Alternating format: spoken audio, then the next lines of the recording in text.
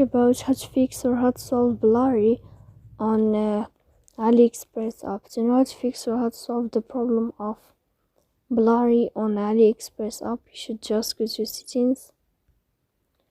Here you can click on apps, default apps, app settings. Then this list you'll enter to the window of AliExpress. Then you can click on first stop and you can click OK. Here we'll enter to the window of storage. Then you can click clear cache. Don't click clear data because that can cause you errors or can delete your account.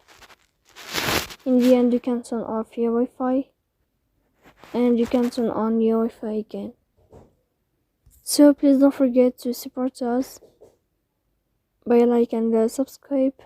See you next time in another video, and thank you for your attention and your watching.